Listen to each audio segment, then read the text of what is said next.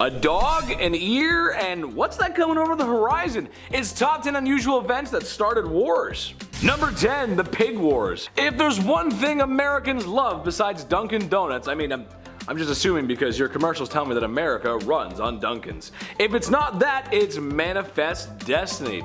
It seems the second the founding fathers and patriots won their freedom, they wanted just a wee bit more and took over what is now the United States of America from coast to coast. Thing is, Britain was also still there in a land known as Canada, or actually British North America, or Rupert's Land if you went to Canadian history class. The British were doing the same thing and expanding westward.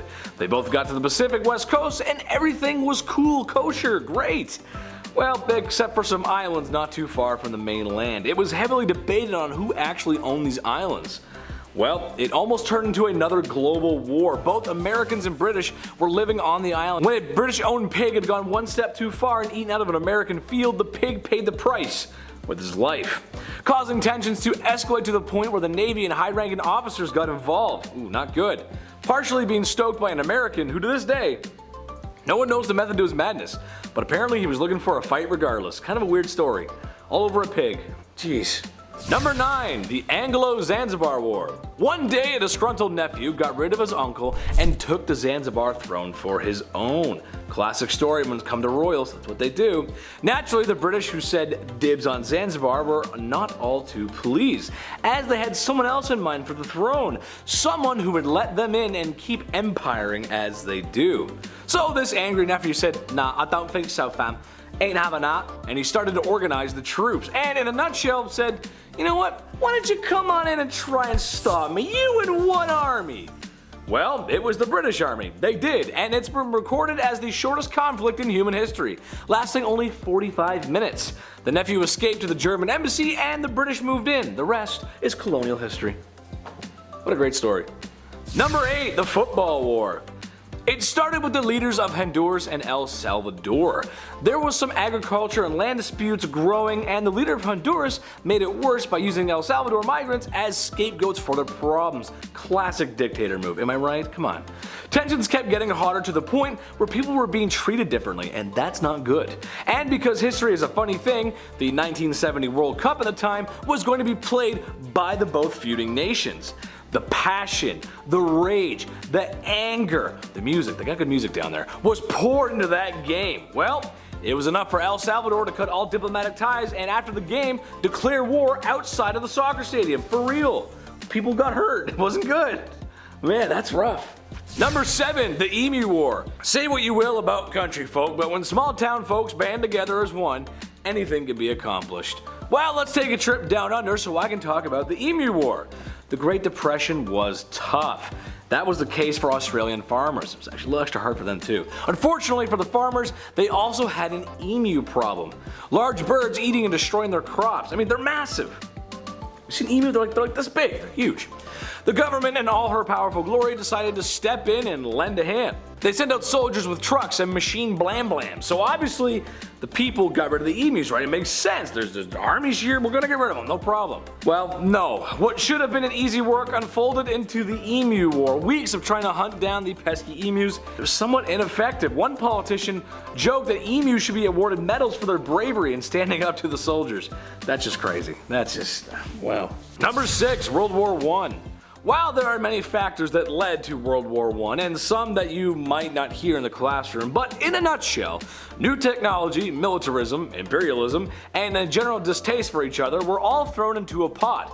She was turned on high, and when Archduke Franz Ferdinand was assassinated in Sarajevo, she was turned on high, really hot, when Archduke Franz Ferdinand was assassinated in Sarajevo. A lot of people will tell you that's where it started, and they're not wrong. However, there was a lot of miscommunication and correspondence that had to happen between the empires first. In a series of very tragic events, leaders were on vacation, didn't get messages, people sat on war declarations, and before peace could be made, people were pointing fingers and playing the blame game, which is pretty much what got boots on the ground. And or to the grounds. Wasn't good. So in a nutshell, World War I was started by miscommunication. That's kind of awkward. Number 5, World War II. Well, surely after the most destructive conflict in human history, we wouldn't be so keen on another, right? Well, wrong. That could be the point right there, but the unusual event that started World War II was nothing. Just like that episode of Seinfeld. It was a war about nothing, George.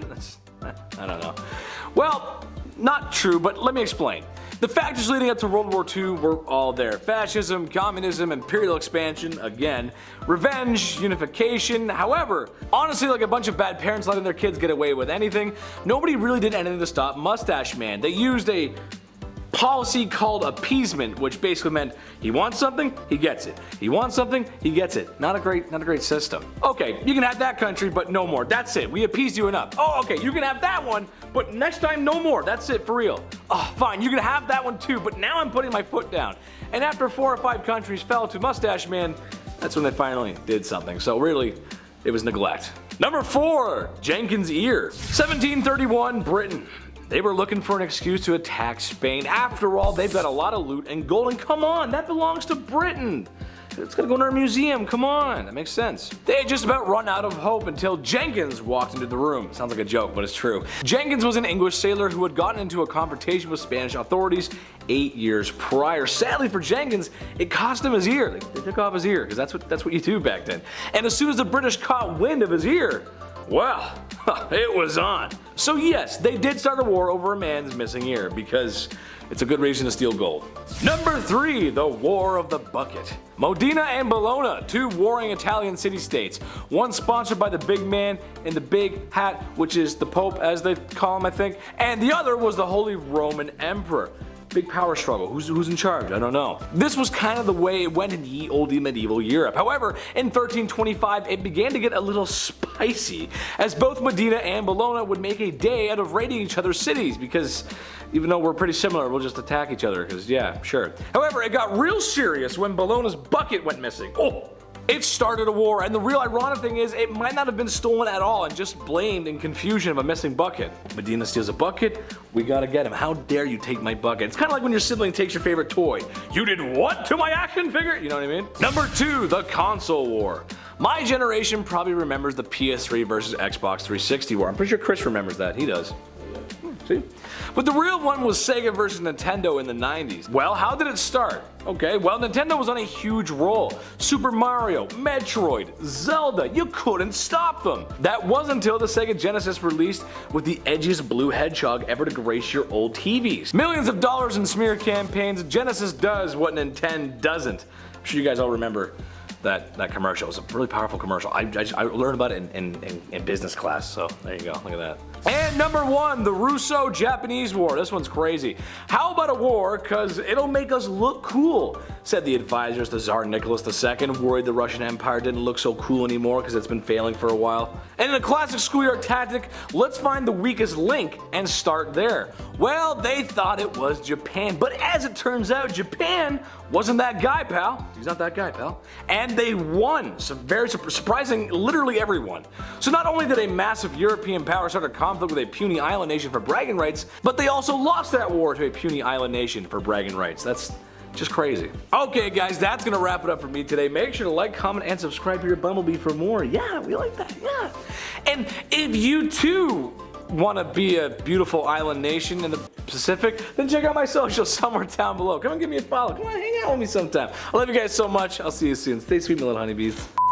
Nintendo was on a huge roll. I'm Jabba the Hutt, Domo Gajia Solo. Ho ho ho. Anyway.